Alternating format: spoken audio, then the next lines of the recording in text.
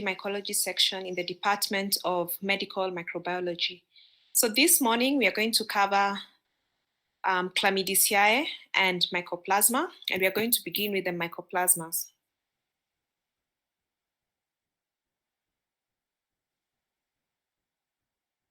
So the Mycoplasmas is a term used to refer to any members of the class Mollicutes, which include the Mycoplasma and Ureaplasma genera.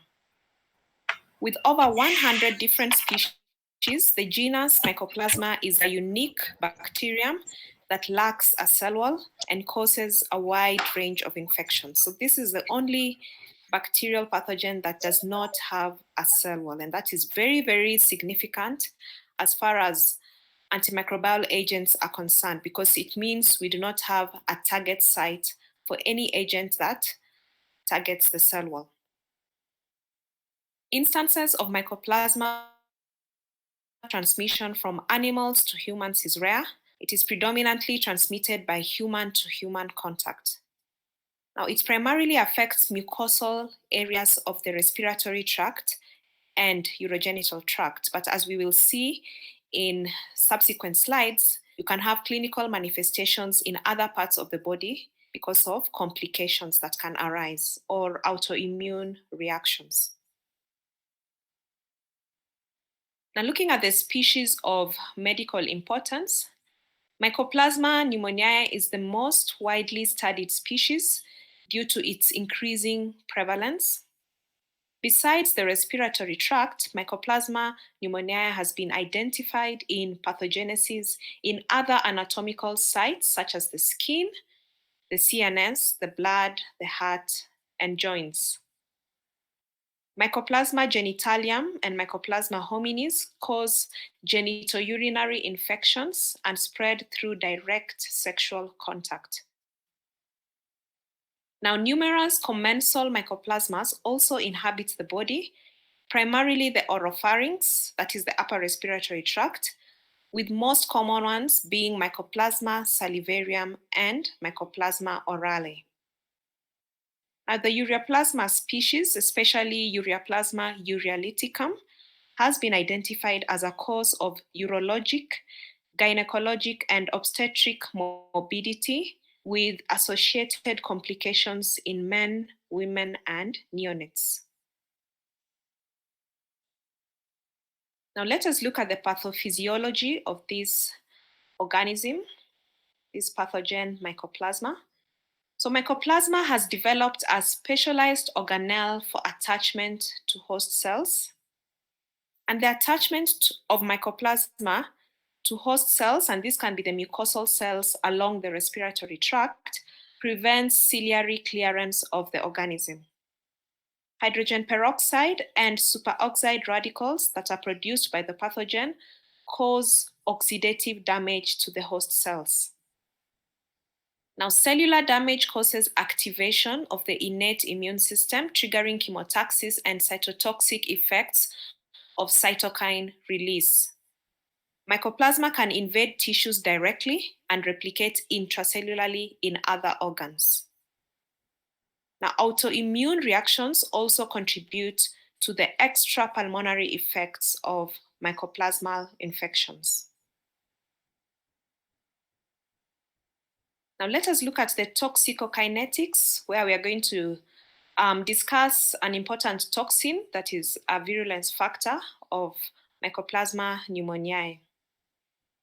Community-acquired distress syndrome toxin, commonly abbreviated as CADS toxin, is an exotoxin that is identified as a significant virulence factor of Mycoplasma pneumoniae. This pathogen encodes transcription of the CADS toxin encoding gene upon exposure to host cells, and the resultant exotoxin plays an essential role in Mycoplasma host cell interactions. Now, exposure of animal models to the CADS exotoxin reproduces clinical features of mycoplasmal infection, including increased cytokine production. Antigens to the CADS exotoxin have been demonstrated in bronchial washings of humans recovering from mycoplasmal infection, further implicating its role in human disease. Now, what are the clinical manifestations of infection from these different pathogenic species? Now, Mycoplasma pneumoniae, which is the most common species, has multiple manifestations depending on the site of the body that is infected, but it most commonly correlates with respiratory tract infection. So clinical presentation can vary from mild to severe illness, and patients may present with fever, headache, sore throat, and a cough. On examination, patients who present with a sore throat rarely have exudates or lymphadenopathy.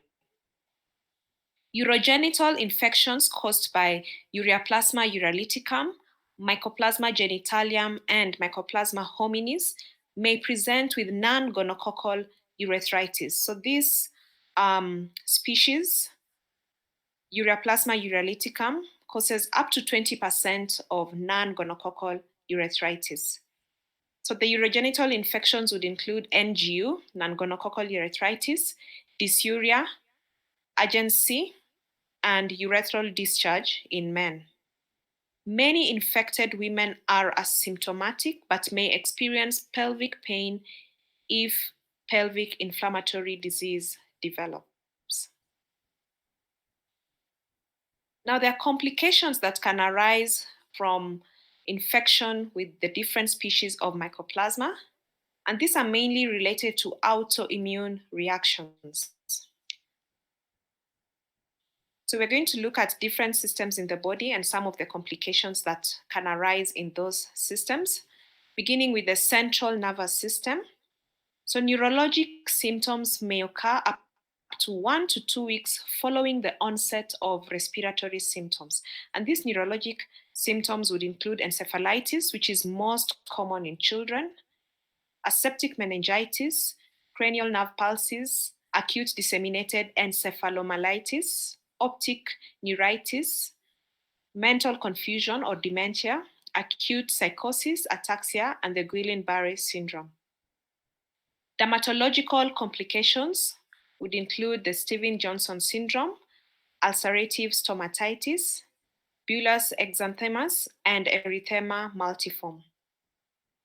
Synovial fluid involvement, and this is pointing to involvement or pathogenesis around the joints, would present with septic arthritis, arthralgias, osteomyelitis, and polyarthropathies. Cardiac complications would include pericarditis, cardiac tamponade, myocarditis, myopericarditis, and endocarditis.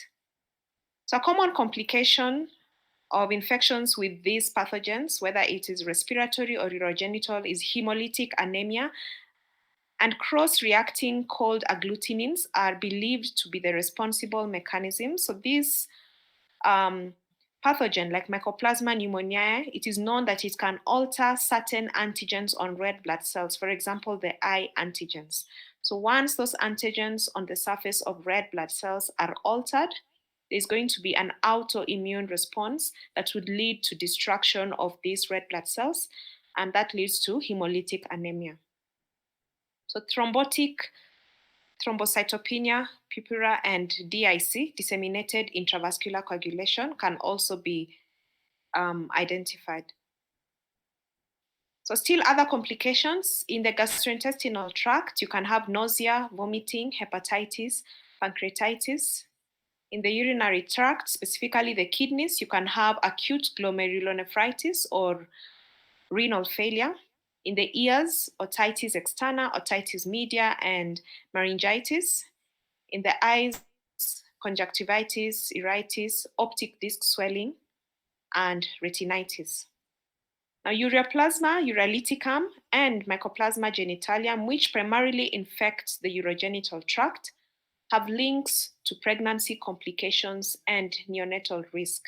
And these can present as preterm deliveries, low-weight infants, and bronchopulmonary disease in preterm neonates.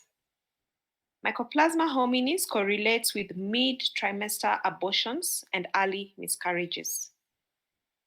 As a cause for sexually transmitted infections, Mycoplasma genitalium correlates with pelvic inflammatory disease and chorioamnionitis.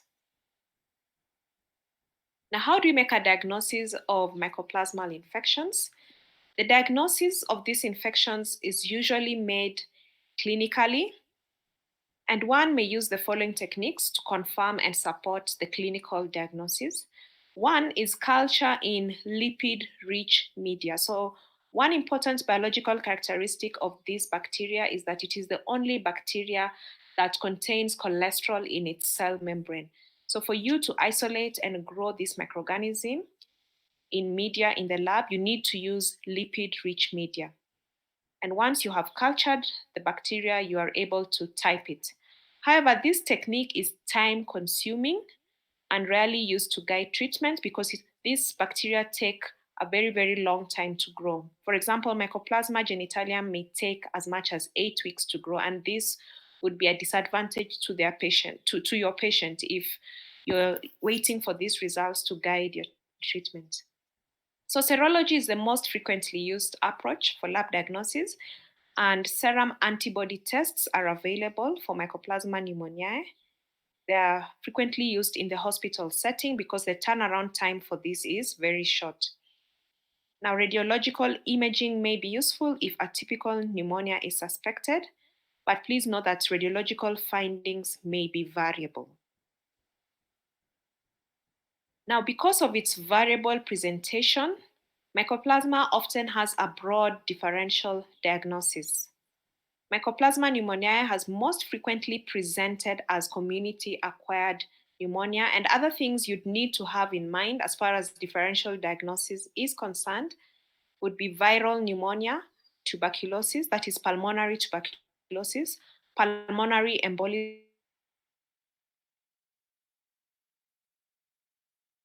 Ureaplasma, Mycoplasma genitalium, and Mycoplasma hominis species correlate more with genitourinary infections. So other differentials would include pathogens like Neisseria, gonorrhea, and Chlamydia trachomatis, which we are going to look at in the next slides, okay?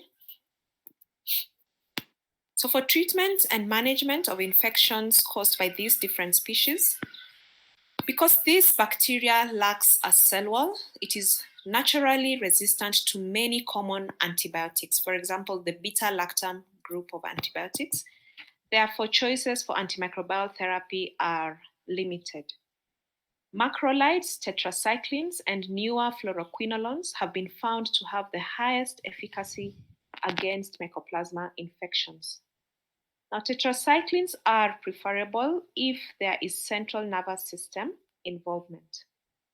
Doxycycline is the first choice to treat Mycoplasma hominis and Ureaplasma uraliticum species infections. Fluoroquinolones are useful for immunocompromised individuals and in unusual cases of systemic infection. Now, the length of treatment will vary depending on the patient's condition and the presenting illness. When you're treating individuals who have genitourinary tract infection, especially for the sexually transmitted infections, it is important that you treat their sexual partners as well. So the next group of bacteria that we're going to look at are the Chlamydia and Chlamydophila genera, which fall under this family, Chlamydiaceae. So this organism possesses inner and outer membranes that are similar to those of gram-negative bacteria. However, they do not stain so well with the gram stain. But if you're able to look at the bacterial anatomy, they have those two membranes. Now, they contain both DNA and RNA, and this is one factor that differentiates them from viruses, which are either DNA or RNA containing. They possess prokaryotic ribosomes, and the other important factor that differentiates it from viruses is that infections caused by the pathogenic species can be treated with antibacterial, antimicrobial agents.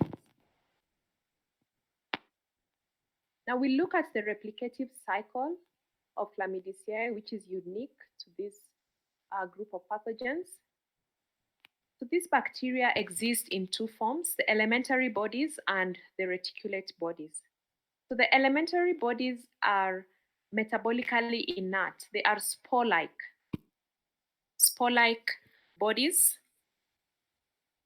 and these are the infectious form. So these elementary bodies are found in the environment. They're the morphological form that will be found outside host cells. The different pathogenic species can infect both animals and human beings, but when they're outside host cells, they exist in the form of elementary bodies. Now, the reticulate bodies are metabolically active, so this is what you'd find in the host cell cytoplasm. They're the non-infectious form, and you can be able to visualize them in clinical specimen. So let's look at this diagram here that is summarizing what happens in the replicative cycle. So the top left corner here, you can see the elementary body that has attached to the surface of a host cell. It gets into the cell by endocytosis. It resides within its own endosome, so it is not broken down by the lytic enzymes that would happen. That would happen if there was fusion with the lysosome. So that does not happen. It resides within the endosome. Then the elementary body reorganizes itself into reticulate bodies.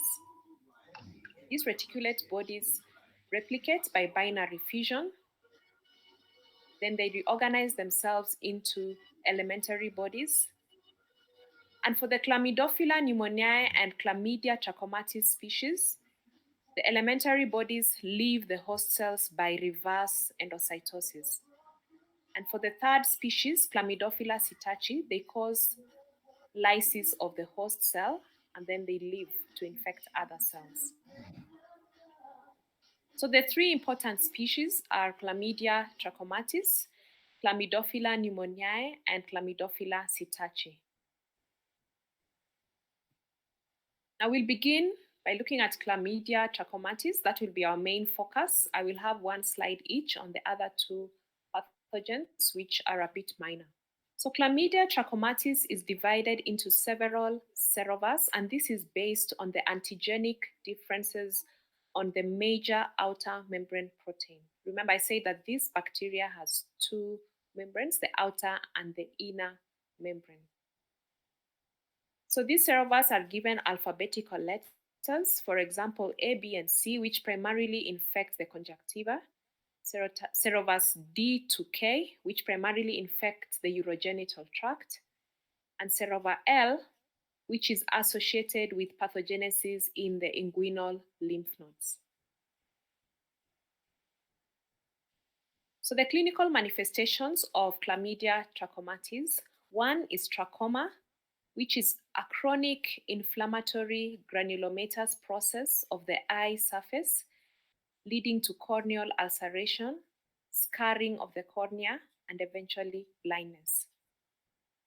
So this is the leading cause of preventable blindness in the developing world, and it is recognized as one of the neglected tropical diseases, trachoma. Now, active trachoma is characterized by the presence of lymphoid follicles on the conjunctiva and intermittent shedding of chlamydia. So if an individual has active disease, they can actually be a source of infection to other individuals because the bacteria is shed, is intermittent shedding of the pathogen, and this will be found in discharge from the eyes. And other individuals can get infected if they come into contact with this discharge and touch their eyes. So it is primarily a disease of children, and blindness can occur as a complication.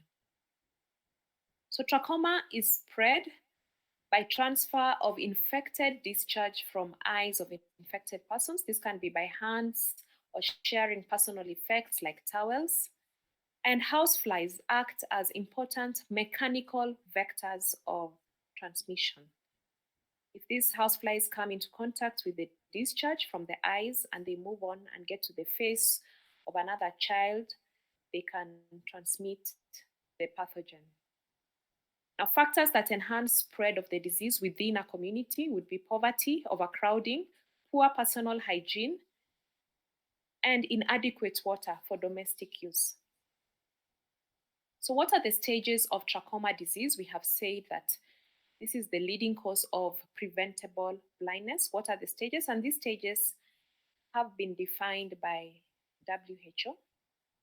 Stage 1 is trachoma infection, where you have small bumps under the eyelid. It is easy to turn the eyelid inside out at this stage for examination, and you will be able to see these follicles under the eyelid. Stage 2 is presence of inflammation. So at this stage, you can still turn the eyelids inside out. It is quite painful, and there's a lot of inflammation, and the follicles are present. Stage 3 is where scar tissue forms, so trachoma with scarring. Scar tissue forms after the inflammation. From stage 3, it is difficult to turn the eyelid inside out because of the nature of scar tissue. Stage 4 is trachoma with trichiasis. In this stage, you have in-turning of the eyelids towards the cornea. Because of the nature of the scar tissue, there is the drawing in of the eyelids, and the eyelids will turn inwards. This will lead to abrasion of the cornea because the eyelashes are going to scratch onto the surface of the cornea. Now, stage 5 is corneal opacity because of scar tissue forming on the cornea after abrasion. And in stage 5, it's also common to have secondary infection with other bacteria and viruses and even fungi. So by stage 5, when you have corneal opacity, blindness is inevitable. The second clinical manifestation is adult inclusion conjunctivitis. Again, this is related to the eye. And in this case, infected adult patients present with mucopurulent discharge, dermatitis, corneal infiltrates, and in chronic disease, there is corneal vascularization. So it is most prevalent in sexually active young people, being spread from genitalia to the eye, and it is related to poor hygiene.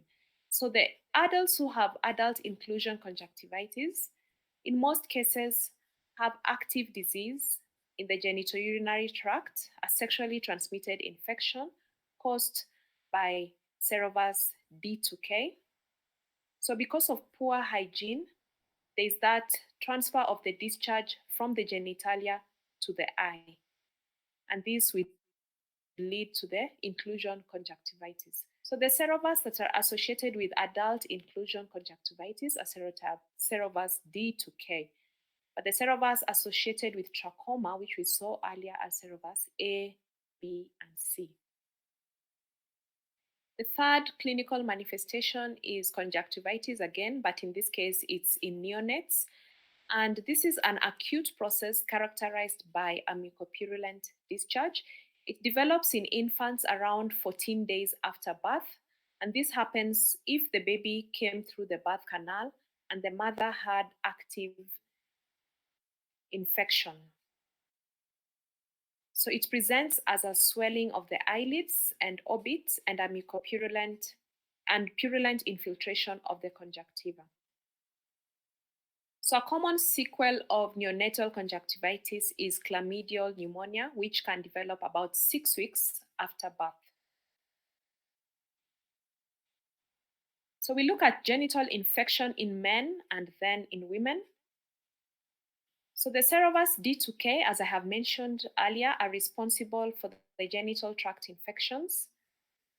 And Chlamydia trachomatis has been associated with 30% of cases of non-specific urethritis in men, or non-gonococcal urethritis in men.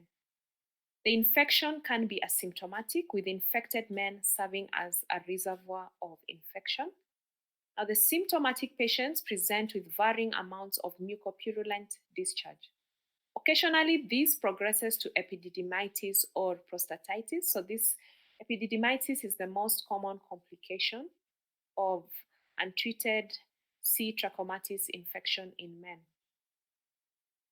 It is likely that chronic chlamydial epididymitis may eventually lead to occlusion of the tube and infertility due to azoospermia because of occlusion of the tube.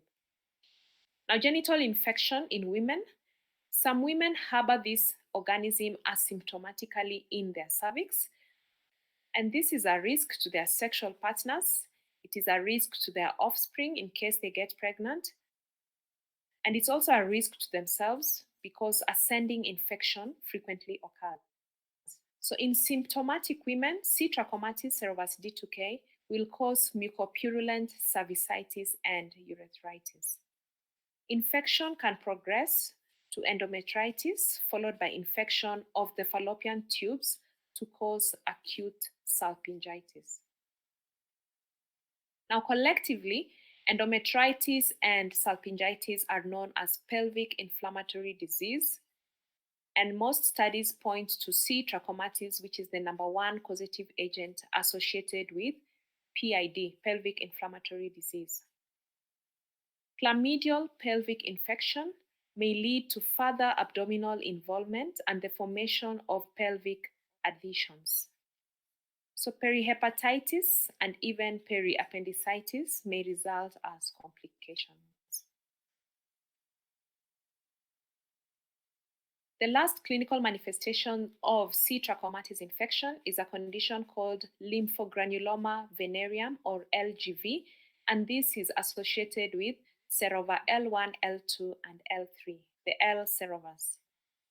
So LGV usually begins with a genital ulcer, followed by lymphadenopathy of the inguinal lymph nodes. Buboes are seen if infection persists and can spread to the gastrointestinal and genitourinary tracts, causing chlamydial strictures and, in rare cases, penoscrotal elephantiasis. Now let's look at the lab diagnosis of Chlamydia trachomatis infections, and there are three approaches. There's microscopy, there's the serological approach, and you can also use culture. Now, in microscopic examination of clinical specimen looks out for cytoplasmic inclusion bodies in the host cells. So usually these inclusion bodies would contain the reticulate bodies and perhaps some of the elementary bodies that are about to leave the host cell. So second, Chlamydia trachomatis inclusion bodies usually contain high level of glycogen, so you can easily visualize them by staining the discharge with iodine. However, other stains that can be used for visualization is the Giemsa stain. You can also do fluorescent antibody staining or hybridization with a DNA probe. Now, chlamydial trachomatis antigens can be detected in exudates or urine by using ELISA kits. So this is a serological approach. And the pathogen can also be grown in cell cultures. And we are using cell cultures because this is an obligate intracellular pathogen. These cell cultures can be chicken embryo yolk sac, McCoy cell lines. They're similar setup that you'd use for growing viruses. Okay? Now for treatment, LGV can be treated using doxycycline, and you may need to aspirate the buboes if they form. For the genital and ocular infections, you can use azithromycin or doxycycline. Newborn conjunctivitis and chlamydial pneumonia should be treated with erythromycin for 10 to 14 days. For control or prevention, you can use oral azithromycin. For chemoprophylaxis, public health education plays a very, very important role because of the link of transmission of this pathogen within the community and poor personal hygiene. So public health education is important. And for the sexually transmitted infections, you need to have proper diagnosis and trace and treat the partners of the infected patients to break the chain of transmission. Okay, so this is a poster that was used by the Sudan Trachoma Control Program and Jimmy Carter president of US, Jimmy Carter, through the center, wrote out a program to reduce the length of coma. Coma is a tropical disease, and it is reminding the community that they need to wash their faces. You can see the flies, which as possible carriers of this pathogen from an infected individual to another. So one slide here on the other pathogen, which is a minor pathogen, Chlamydophila pneumoniae. And from the name pneumonia, you can see it is mainly associated with respiratory tract infections. So it is spread via respiratory secretions. It is mainly a human pathogen. No animal reservoirs have been documented. And it causes bronchitis, pneumonia, and sinusitis and atypical pneumonias. Now, 50% of adults have serologic evidence of having been exposed to this bacteria. And it's also recognized as a significant cause of acute exacerbations of asthma. So laboratory diagnosis, there are ELISA kits that you can use for serology. There are PCR techniques that can be used to confirm diagnosis in the lab, and you can also do cell cultures of bronchoalveolar lavage specimen from infected patients. For treatment, we can use macrolides like erythromycin, azithromycin, clarithromycin. Tetracyclines or levofloxacin can be administered for 10 to 14 days. Now, the last species, the last pathogen in this family, Chlamydophila, is Chlamydophila psittaci. And that species name psittaci is derived from the psittacine birds, like the parrots. So this pathogen usually infects wild and domestic birds. So human beings get infected when they inhale the organism in dried, infected bird droppings.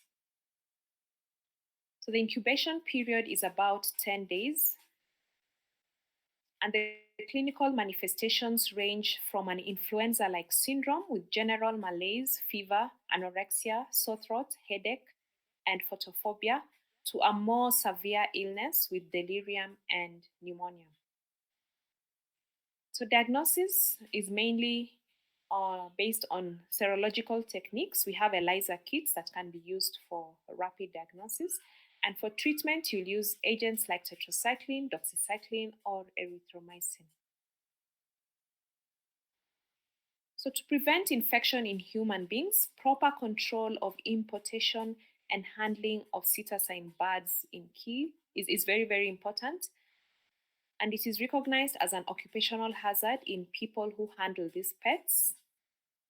If you clean the cages of these parrots and other birds that could possibly be infected, you need to use personal protective equipment, for example, face masks, to prevent inhalation of the pathogen from the dried infected bird droppings. So some bit of public health education is important. So people who handle these birds can prevent the infection by using the appropriate PPEs. Okay, so that table there is a summary of the clinical conditions that are associated with those three pathogenic species of Chlamydophila family, the Chlamydia trachomatis, Chlamydophila pneumoniae, and Chlamydophila psittaci. So this table summarizes them, looking at the site of infection, whether it's the eye, the genital tract, the respiratory tract, and the associated diseases. And on the extreme right here, we can see the particular serovas that are associated with those clinical conditions. So thank you.